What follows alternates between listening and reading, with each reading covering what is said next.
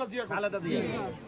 আবার আল্লাহর রহমতে এইবার আল্লাহ কি না করতে পারে সবাই তো ভাবছে। আপনারা অনেকে গিয়ে ছবি তুলছেন, অনেকে এটা করছেন বাঁচার জন্য, নাকি বাঁচার জন্য ছবি তুলছেন, গিয়া বাঁচার জন্য ইলেকশন করছেন, তাই না? আমি কারো উপর রাগ না, কারো উপর রাগ না।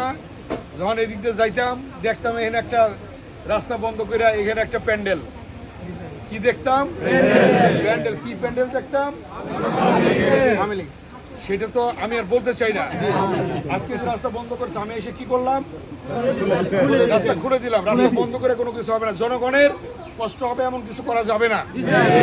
আল্লাহ কি না করতে পারে? কোরআন শরীফের সূরা আল ইমরানে আছে, আল্লাহ দিনকে রাত, রাতকে দিন, বাদশাকে ফকির, ফকিরকে বাদশা, রাজ্য দান করেন, রাজ্য কেড়ে নেন, পৃথিবীর সৃষ্টি করেন, পৃথিবী ধ্বংস করেন, জীবিতকে মৃত করেন, মৃতকে জীবিত করেন। কে করেন? আল্লাহ করেন। সেই আল্লাহ তাআলার ইচ্ছায় আজকে আমরা স্বৈরাচার মুক্ত হয়েছি। দুদিন আগেও বলছিল যে অমুকের মেয়ে পালায় না, কি দেখলাম আমরা? হ্যাঁ, কি করে গেছে? পালায় গেছে।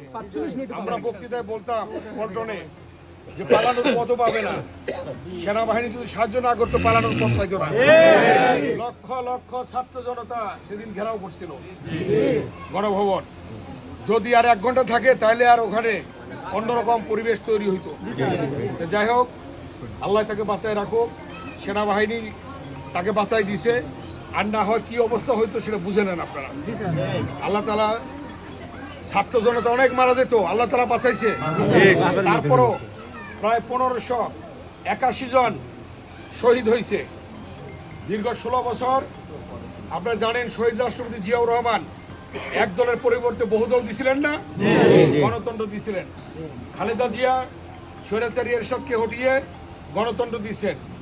এইবার দীর্ঘ 16 বছর আন্দোলন করে দেশনায়ক তারেক রহমান বাংলাদেশে মানুষের ভোটের অধিকার এবং গণতন্ত্র দিয়েছেন, ঠিক কিনা? আপনাকে ভোট দিতে পারতেন আগে? এখন আল্লাহর নাম নিয়ে ভোট দিবেন। ব্যারিস্টার ইরফান ইবনে আমান অমি এখানে ইলেকশন করবে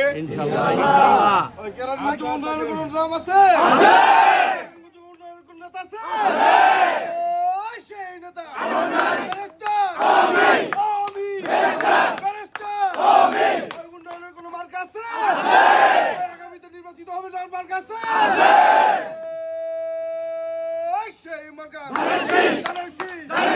আল্লাহ আল্লাহ